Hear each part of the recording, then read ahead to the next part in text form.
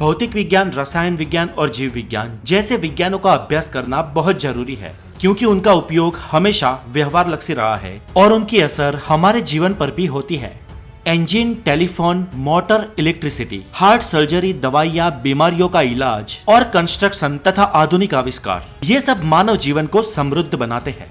लेकिन ब्रह्मांड विज्ञान या यूं कहे कि खगोल विज्ञान प्रैक्टिकली हमारे लिए आखिर कितना उपयोगी है? पृथ्वी के वायुमंडल के बाहर का अभ्यास या वो अवकाशी पिंड जिसे हम अपनी आंखों से देख भी नहीं सकते, उनका अध्ययन हमारे लिए कितना जरूरी है? आखिर क्यों हम स्पेस साइंस पर इतना खर्च करते हैं? तो दोस्तों, ये रहा उस क्यों का जवाब। आप जो दूर के दृश्य अपनी टीवी में देखते हैं या अपने मोबाइल से सारी दुनिया की जानकारी पाते हैं या एक नंबर दबा के दुनिया के किसी भी कोने में बात कर सकते हैं, ये सब का सब अंतरिक्ष में घूमने वाले सैटेलाइट्स के कारण होता है। हम शुक्र ग्रह के ग्रीन हाउस इफेक्ट को समझने के बाद ही हमारी पृथ्वी के ग्रीन हाउस इफेक्ट के प्रति सजाग हुए हैं। भविष्य में कभी अगर एस्टेरॉइड्स का खतरा पृथ्वी पर मंडराया और अगर हम उन्हें समय रहते रोकने में सफल हो जाते हैं, तो समझ लेना कि इसमें खगोल विज्ञान का ही हाथ है। कल अगर हम ऊर्जा के अखुट भंडार के समान हीलियम 3 को चंद्र से पृथ्वी तक लाने में सफल रहते हैं, तब भी ये मानना कि ये खगोल विज्ञान के कारण ही संभव हुआ है। दोस्तों, खगोल विज्ञान सिर्फ हमारी उत्सुकता का विषय नहीं है, बल्कि ये हम मानव सभ्यता का भविष्य है।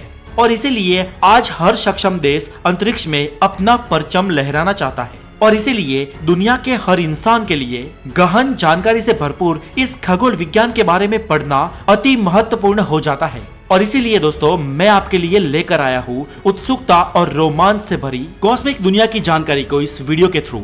मैं हूँ हितेश गिरी गोसाई, आप है द नॉलेज के साथ, और अगर आप नए हैं तो हेल्दी नॉलेज के लिए द नॉलेज को जरूर सब्सक्राइब करें।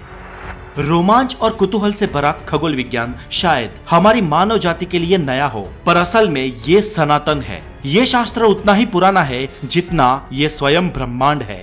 साल 100 में जन्मे ग्रीक खगोल वैज्ञानिक टोलेमी अपने समय में ये मानते थे कि पृथ्वी ब्रह्मांड का केंद्र है और सूर्य, चंद्र सहित सभी अवकाशी पिंड पृथ्वी का चक्कर लगा रहे हैं। इसके बाद लोग टोलेमी की बात को सही मानने लगे। किसी को भी ये शक नहीं हुआ कि ये अवकाशी पिंड किस शक्ति के आधार पर पृथ्वी की परिक्रमा कर रहे हैं।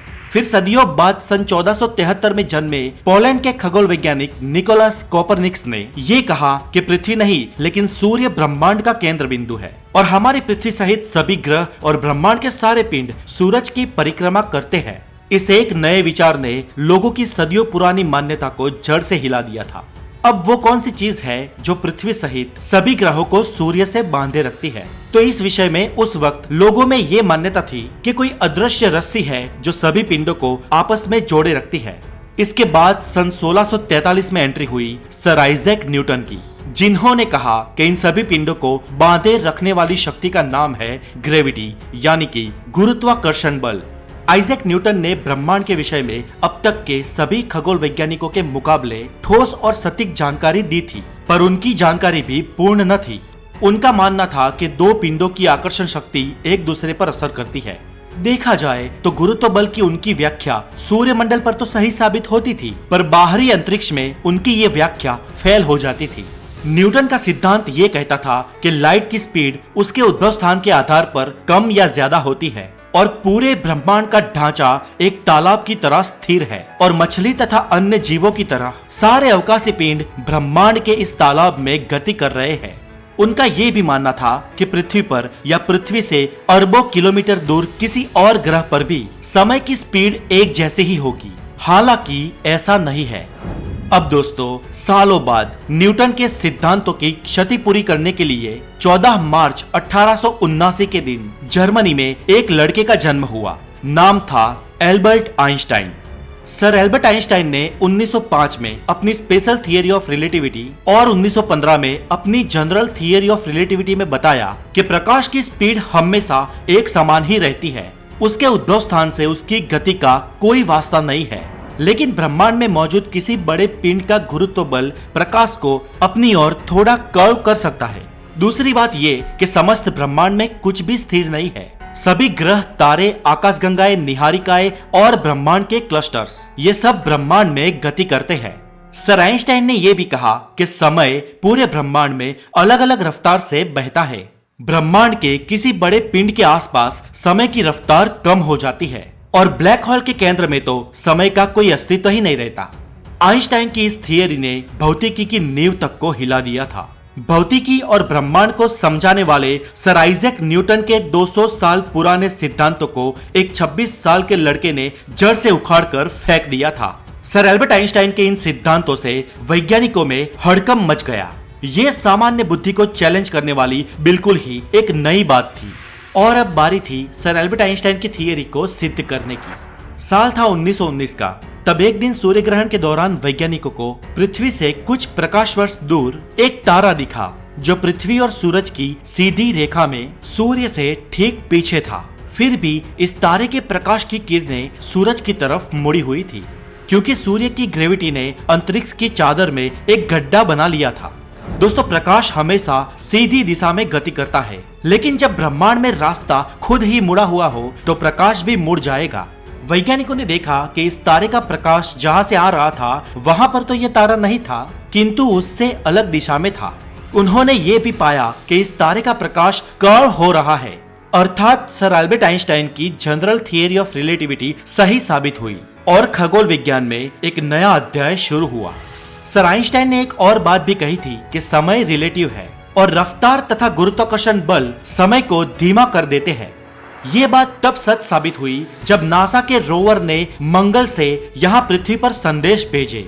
जब इस रोवर ने नासा को मंगल से सूर्य के गुरुत्व पुल से होते हुए मैसेजेस सेंड किए तो उन संदेशों को हम तक पहुंचने में देर हो रही थी। इसका अर्थ ये कि गुरुत्व बल की मौजूदगी में समय धीमा हो जाता है।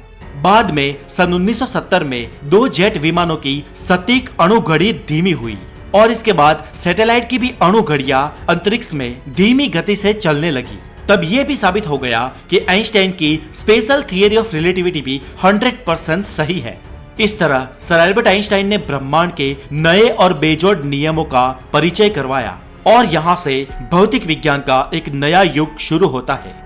दोस्तों, यहाँ पर याद रहे कि सर आइंस्टाइन के भौतिकी के नियम न्यूटन को सरासर गलत साबित नहीं करते हैं। ब्रह्मांड में 2 पिंडों के बीच का अंतर दोगुना होने से गुरुत्व बल 4 गुना कम हो जाता है और पिंडों के बीच का अंतर घट के जब आधा हो जाता है तो गुरुत्व बल 4 गुना बढ़ जाता है। प्रत्येक क्रिया की उसके विपरीत उतने ही फोर्स के साथ प्रतिक्रिया होती है। इन सब सिद्धांतों के जैसे सर आइजैक न्यूटन ने कई और सिद्धांत भी दिए हैं जो 100 टच के सोने के बराबर है और जो भौतिकी के फंडामेंटल नियम है। दोस्तों, भौतिकी के इन महाधुरंधरों के अलावा भी कई और वैज्ञानिक भी हुए जिन्होंने मानव जात को सिर्फ पृथ्वी पर सीमित न रखते हुए ब्रह्मांड के दर्शन करवाए। भौतिकी के इस सिद्धांतों की ही वजह से 4 अक्टूबर 1957 के रोज मानव सभ्यता का पहला स्पेसक्राफ्ट स्पुतनिक 1 लॉन्च हुआ।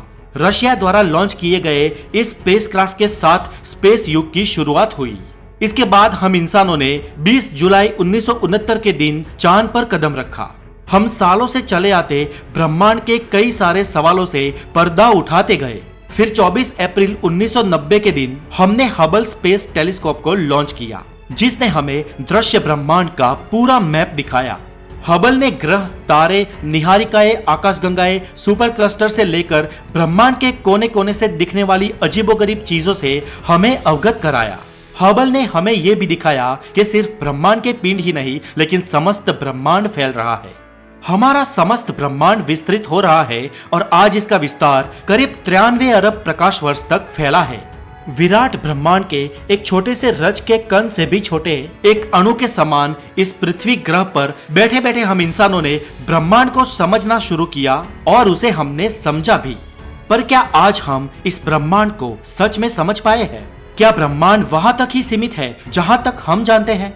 दोस्तों, अज्ञानता यानी इग्नोरेंस और ज्ञान यानी नॉलेज, ये दोनों ही विरोधी लगने वाले शब्दों के बीच बहुत बड़ा अंतर है। लेकिन ब्रह्मांड के विषय में अज्ञानता और ज्ञान के बीच बहुत दूरी नहीं है, क्योंकि अज्ञानता से ज्ञान का जन्म होता है और जन्मे हुए ज्ञान से जन्म लेता है नया ज्ञान।